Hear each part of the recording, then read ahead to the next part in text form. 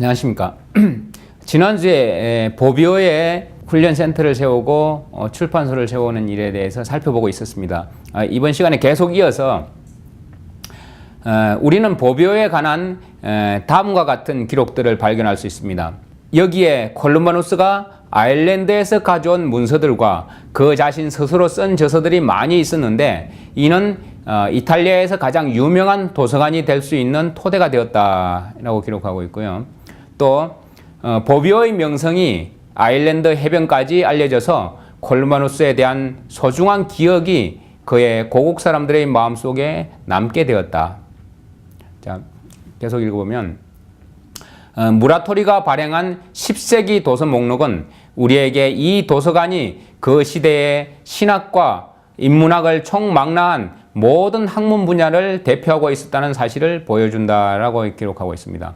이처럼 보비오가 복음주의 훈련센터가 되자 로마 천주교는 콜룸바누스에 대해서 이전에 페트릭이나 콜룸바에게 행했던 것 같은 조처를 했습니다.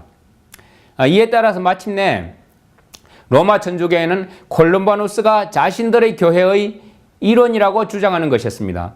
바로 수많은 투사들이 검은 역사의 뒤안길에서 그 명성이 오명을 뒤집어 쓴 채 오도되어 온 것처럼 바로 이 콜룸바누스에 대해서도 그렇게 한 것입니다. 이런 이유 때문에 많은 기독교인들은 기독교 역사상 중세 암흑기에는 참된 교회가 없었거나 로마 천주교가 초기 기독교의 전통을 이어왔지만 약간의 문제를 안고 있었다고만 알고 믿고 있습니다. 여러분, 그러나 참된 교회는 그 영원한 복음을 간직한 채 깊은 어둠 속에서도 광야에서 그 빛을 비추어왔다는 사실을 아는 것은 참으로 중요한 것입니다. 그것을 계시록 12장은 광야로 쫓겨난 교회로 묘사하고 있는다는 사실이죠. 유럽 교회의 영웅 콜룸바누스의 죽음, 그 슬픈 부분에 대해서 살펴보도록 하겠습니다. 콜룸바누스는 보비오에서의 자신의 일을 완성한 후 1년 남짓밖에 더 살지 못했습니다. 그 임박한 죽음 때문에 많은 사람이 슬픔에 빠져 있었지만 정작 그 콜룸바누스 자신은 마음속에 그 어떠한 후회나 슬픔의 감정도 느끼지 않았습니다. 그는 30년 이상의 세월 동안 자신이 걸어온 그 험한 길을 되돌아보면서 프랑크와 그리고 독일과 수에비와 서아비아와 스위스와 롬바르드에 절대 지워지지 않는 흔적들을 남겼다는 것을 깨달았습니다. 그는 이제 기쁜 마음으로 하나님이 그에게 맡겨주신 그 일을 마무리하고자 하였습니다. 615년에 그의 사역을 마감했는데 당시 콜룸바누스의 나이는 72세였습니다. 그가 저술한 원고 중에 현존하는 것은 약 25편 정도 있는 것으로 우리에게 알려져 있습니다. 자, 그러면 교황권 주교들이 바로 켈트교와 이 콜룸바누스에게 반대한 이유는 무엇일까? 어떤 저술가들은 켈트교회와 로마 천주교 사이에 별 차이점이 존재하지 않는 것처럼 기술하려고 애를 쓰고 있습니다. 아마도 그러한 시도는 그 저술가들이 그것을 소망해서 그렇게 되기를 바라기 때문일 것입니다. 왜냐하면 그들이 켈트교회의 거룩한 메시지들이 경쟁 관계에 있던 단체인 로마 종교에 넘어간 후에는 다시 재등장하지 않는다고 믿고 싶어 하기 때문입니다. 자, 이런 견해는 이 문제에 관한 수많은 권위자의 면밀한 고찰의 결과와 서로 상치될 뿐 아니라 이 두 제도의 생활 방식과 가르침에 나타나 있는 차이점들에 대한 단순한 고찰을 통해서도 얻을 수 있는 결론과도 전혀 조화되지 않는다는 사실입니다. 자, 조지 스톡스는 켈트교회 지도자들이 마침내 부활절에 관한 문제에 기꺼이 로마 교회와 찬성했다고 말하면서 이렇게 기록하고 있는 기록이 있습니다. 비록 켈트교회의 지도자들이 8세기 초에 이처럼 동방과 서방 교회 둘 모두가 따르고 있는 보편적 관습들에 동의하기는 하였지만 이 동의가 다른 문제들에 대해서도 그들이 로마의 지상권에 복종함을 의미하는 것은 아니었다. 오히려 켈트교회는 이때로부터 12세기에 이르기까지 상당히 중요한 문제들에 관하여 로마 교회와 그 의견을 달리하였다. 바로 이 견해차가 노르만족이 이 나라를 정복하는 구실이 되었다라고 기록하고 있습니다. 자, 이런 식의 기록들이 말해주듯이 켈트 교회가 로마 교회의 부활절을 기쁘게 받아들인 것처럼 기록하고 싶어 하지만 사실상 너무도 다른 서로 간의 여러 차이점들까지도 로마 교회를 따랐다고 억지 주장하기는 너무나도 큰 명백한 차이점들을 이 저술가들도 아마 감당하기 어려웠을 것입니다. 켈트 교회와 로마 교회가 여러 세기에 걸쳐서 그 의견을 달리해온 이 중대한 문제들은 과연 어떤 것이었을까요? 자, 우리가 교회사를 통해서 그동안 대략 살펴보았듯이 그것들은 대략 성경의 최상권에 관해서 로마 카톨릭은 성경의 최상권을 인정하지 않았죠. 교황권의 지상권을 로마 교회는 인정을 하고 있었던 것이죠. 자, 그 다음에 성직자의 독신 생활, 그들이 성직자의 독신 생활을 강력하게 주장을 했습니다. 그리고 비밀 참회, 이것은 고해 성사로 발전한 것이죠. 그 다음에 화채설 혹은 성변화라고 말하기도 하는 이 조그마한 떡 부스러기와 포도주가 실제로 예수님의 살과 피로 바뀔 수 있도록 사제가 기도를 하면 그렇게 된다는 그런 회개망측한 그런 교리죠. 그 다음에 삼위일체, 도덕법의 구속력 등과 같은 지극히 중요한 문제들이었습니다. 이 외에도 두 교회의 가르침 사이에는 다른 많은 차이점이 존재하고 있습니다. 자, 켈트 교회에 관하여서 교황권이 행한 무자비한 적대 행위를 고려해 볼 때 이 두 교회 중 하나가 죽거나 항복을 하지 않고는 그들 사이에 있는 문제를 해결할 방법이 전혀 없음이 분명합니다.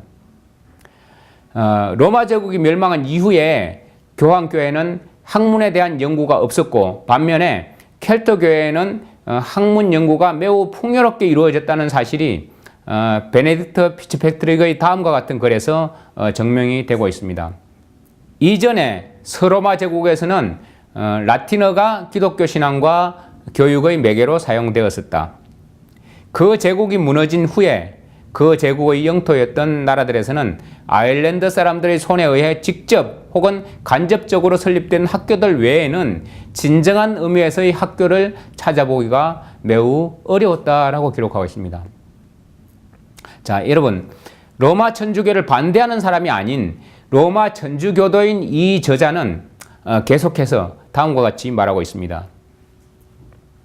교황 유게니우스 2세는 AD 326년에 역사상 최초로 고을 지방과 그 외 기독교 지역 전체에 수세기 전부터 아일랜드에 존재한 바로 그 같은 종류의 학교들을 세우라고 명령하는 교서를 발표하였다라고 기록하고 있습니다.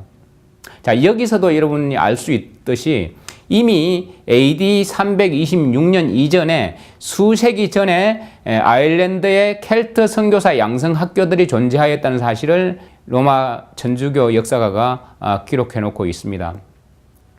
바로 그것과 같은 똑같은 학교들을 세우라는 명령을 내리는 것이죠. 자, 그들은 로마 천주교와 아무런 관련도 없었고 그리고 교황의 지상권도 인정한 적이 없이 오직 성경을 가지고 사도적 교사들을 양성하여 참 복음을 전해 왔으며 그것이 중세 암흑기를 뚫고 지금 우리에게까지 전수된 것이라는 사실을 여러분은 정말 감사하지 않겠습니까? 콜룸바누스와 웨일스의 디누트의 품성은 로마 천주교 지도자들을 공손한 태도로 대하기는 했지만 그래도 결코 그들에게 복종하지는 않았다는 사실을 여러분이 알 필요가 있습니다. 그들은 사도들에게까지 거슬러 올라가는 자신들의 과거 역사를 포기하지 않는 범위 내에서 가능한 한 로마 교회의 사이에 우애로운 환경을 조성하기 위해서 애를 썼습니다. 자, 우리는 이전 방송에서 스코틀랜드의 천주교도 왕비인 마그릿과 콜룸바누스의 후계자들 사이에 벌어졌던 논쟁을 다룰 때 언급했듯이 켈트 교회와 로마 천주교 사이에 존재하는 아주 중대한 차이점들 중 하나는 바로 7번째 날인 토요일을 거룩한 휴식의 날로 준수하는 문제였습니다. 콜룸바누스의 시대에 고전 학문을 적대시했던 인물인 교황 그레고리 1세는 로마시에 사는 상당수의 그리스도인들이 토요일을 안식일로 준수하는 것에 격분해서 602년에 이렇게 선언을 했습니다. 적그리스도가 오게 되면 그가 토요일을 안식일로 준수하게 될 것이다 라고 선언을 한 것입니다. 그레고리의 이 교설 발표는 여러분과 저에게 굉장히 큰 의미를 주고 있습니다. 이 같은 그의 행동은 공식적인 기록을 통해서도 입증되고 있습니다. 자, 토요일 안식일을 휴식과 경배의 날로 준수하는 것이 켈트교회의 간섭이었다는 이유로 많은 교황이 아일랜드인들의 전도 센터들이 유럽 대륙에서 이루어놓은 훌륭한 업적 대륙 안에서 아주 강한 적대감을 드러냈지 않습니까? 로마 교회는 여러 면에서 유럽 대륙에 있는 켈트교회를 비난하였습니다. 그런데 특히 제7일 안식일을 준수하는 것을 빌미로 그들은 이 켈트 교회를 유대화된 교회로 낙인 찍어버렸습니다. 이와 관련해서 교황 그레고리 3세는 자신의 45번째 서신에서 독일 바바리아 지방의 주교들에게 로마 교회의 가르침들을 고수할 것과 그리고 거짓되고 이단적인 성직자들과 그들에게로 오는 브리톤 사람들을 경계하도록 권고하고 있습니다. 교황의 사절이었던 보니페이스가 어떤 일을 수행하게 되는지 우리는 다음 시간에 더 자세히 알아볼 것입니다만은 어거스틴과 보니페이스는 매우 흡사한 일로 로마 가톨릭을 위해서 일한 사제들입니다. 이 보니페이스는 교황권의 허가 없이 자신들의 일을 하는 그 켈트 선교사들을 향해서 사람들을 미혹하는 자들이요, 그리고 우상 숭배하는 자들이며 그들이 결혼 생활을 하였다는 이유로 간음하는 자들이라고 비난하였습니다. 자, 이 보니페이스의 비난을 보면 이들이 행한 것도 있지만 이제 사제들이 결혼을 했다는 문제, 그러나 결혼을 한 것을 그들은 간음이라고 표현을 하고, 그리고 우상 숭배를 하지 않았음에도 우상 숭배하는 자들이고 사람들을 미혹하는 자들이라고 표현하고 있습니다. 이 문제들과 관련해서 로마 교회는 그 논점들에 대한 매우 애매하고 명확하지 않은 근거들만 오늘날까지 남겨놓고 있다는 사실입니다. 자, 어떤 교회들을 유대화되었다고 낙인 찍는 것과 관련해서 우리는 743년에 벨기에의 립티네, 그러니까 현재의 에스디네스죠. 그 립티네에서 열렸던 종교회의의 회의록에서 좀 더 상세한 정보를 얻을 수 있습니다. 칼 폰 헤렐 박사는 이렇게 기록하고 있습니다. 이 회의의 세 번째 교황 담화는 라오디게아 종교회의의 결의에 대해 언급하면서 안식일 준수에 관하여 경고하고 있다라고 기록하고 있습니다. 이전에 4세기 말에 열렸던 라오디게아 종교회의는 토요일에 노동을 하지 않고 쉬는 사람은 모두 유대주의자들이기 때문에 파문을 당해야 한다고 포고를 하였습니다. 자, 이렇게 릭세유, 세인트 골, 그 다음에 보비오의 센터를 세우게 된 것이죠. 자, 콜룸바누스와 그의 조력자들에 의해서 설립된 여러 센터 중에 특히 릭세유는 프랑스에서 지도적 위치에 있던 센터였습니다.